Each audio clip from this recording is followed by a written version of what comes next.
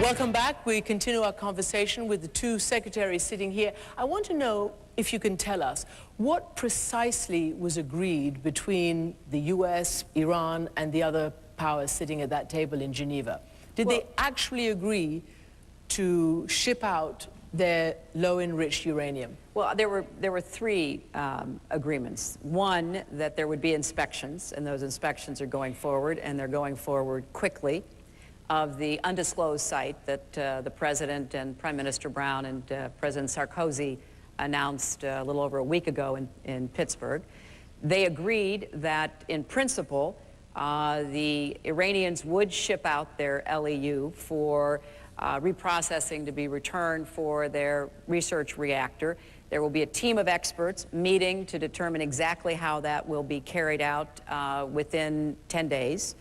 And they agreed that there will be another meeting, which means that this process doesn't just drag on without any, continuity. So we think that on those three big issues, this was a worthwhile meeting. But as the President has said, and I and others have also made clear, this is not by any means a stopping point. There is much more to be done. We expect much more.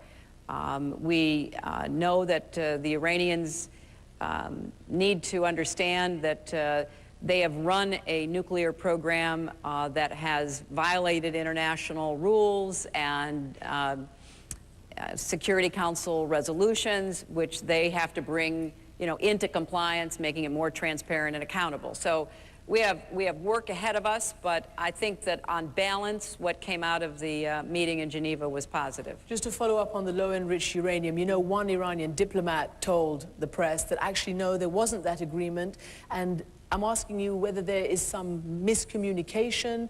Are they just agreeing to buy further enriched uranium and not ship theirs out, or do you understand that they are going to ship the bulk of theirs out? Well, nothing is finished until it's finished, and there's a meeting of technical experts, I believe it's October 18th, to see how to put into action what we certainly believed was an agreement in principle.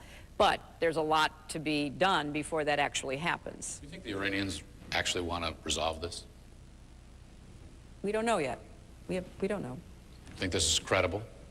Yeah, I agree with Hillary. I think the jury's out. And what we have to do is keep them to tight enough deadlines and specific enough requirements that we have some indication of whether they're serious or not. I mean, there's already some substantial criticism of this from some who are saying that this is another way for the Iranians to play for time, and that in effect they're being rewarded for having flouted UN resolutions all these years if they can take the uranium that they shouldn't have enriched to begin with, get it sent out, and have it brought back enhanced and be able to use in a power plant. Well, but think about what we're seeing here, and that is that the uranium that they have enriched would be used for a research reactor, which everybody knows they've been running, which they are entitled to run. But it would not be used for other purposes. So yes, does it buy time? It buys time. It buys time for us to consider carefully their response, the sincerity of their actions, and we're moving simultaneously on the dual track. I mean, we always said we had a track of engagement, and we have begun that with this process, but we also said we would be working with like-minded nations and convincing others to stand ready with tougher sanctions were we not successful. Can I ask you, Secretary Gates, has your opinion, your intelligence, has there anything changed regarding your assessment of whether they're trying to make a nuclear weapon? My personal belief all along has been that they have the intention of developing nuclear weapons. Whether they have actually begun that program or not is hard to say. Whether they've begun a weaponization program.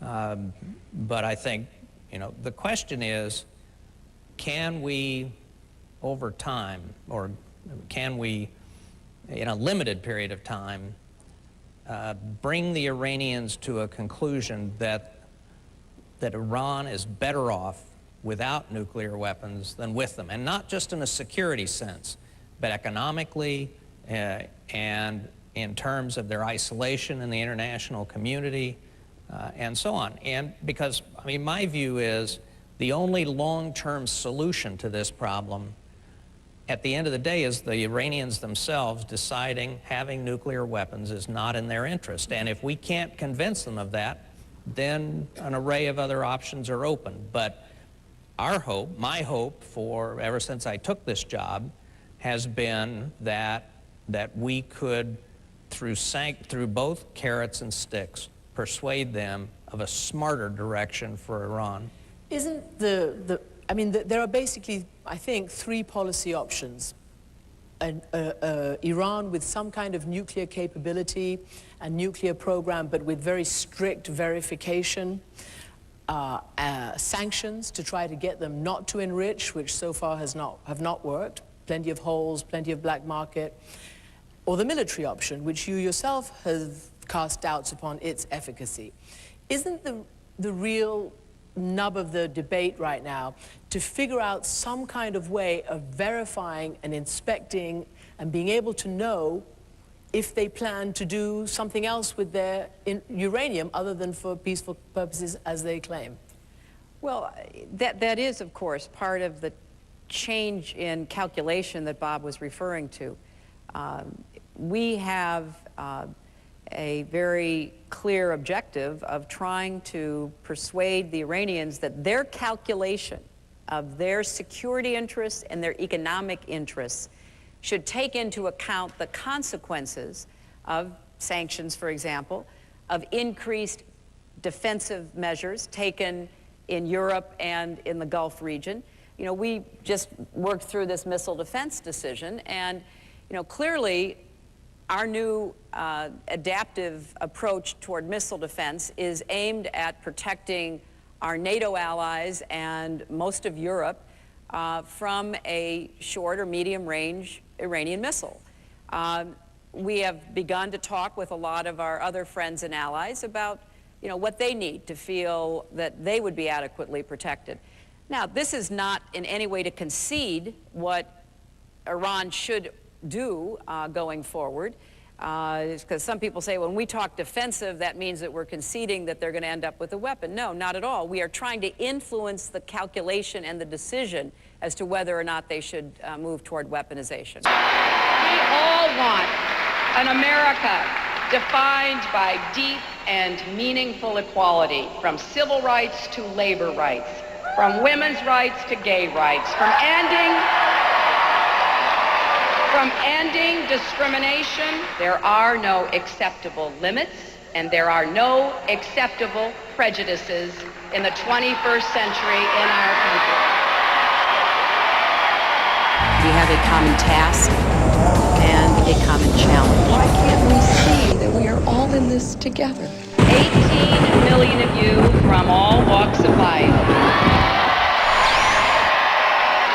Women and men, young and old, Latino and Asian, African American and Caucasian, rich, poor and middle class, gay and straight, you have stood with me.